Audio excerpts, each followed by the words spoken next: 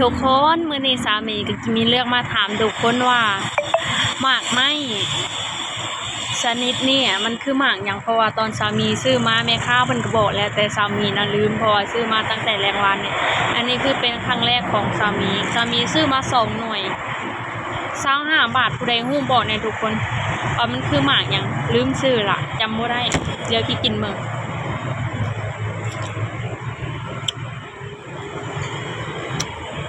ตาหวานขึ้นกัน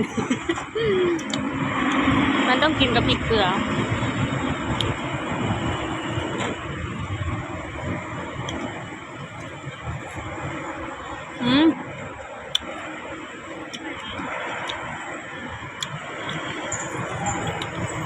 มันส้มๆอมหวานหน่อยหนึ่ง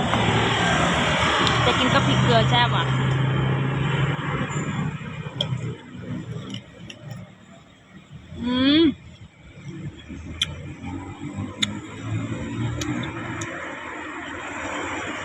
เป็นครั้งแรกที่ลองแซ่บ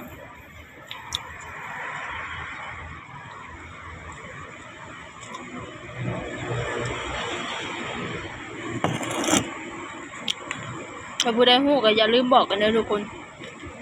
ว่ามันคือหมากหยังชื่อในร้านชื่อในรถเขาขายผลไม้เขาว่าสุดละ25 บาทก็พอดีเอา2หน่วย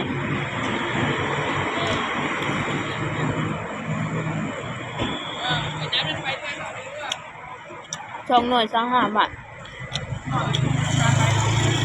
ทุกคนคิดว่ามันถือดูแพงผู้ใดเคยกินผู้ใดเคยซื้อบอกกันมานี่เด้อเพราะว่าสามีก็บ่เคยกินอยากลองเบิ่ง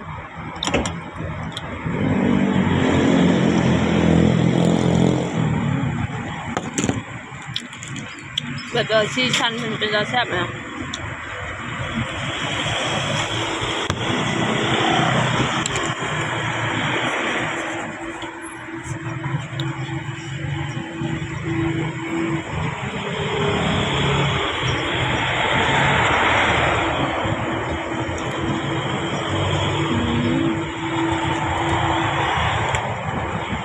น้ำไหล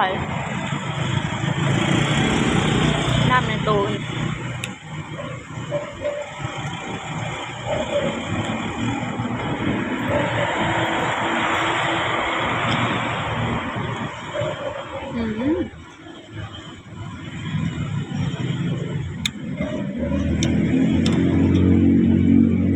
แต่ว่ามันแพงไปกับตัวสีได้เงินเลยวะ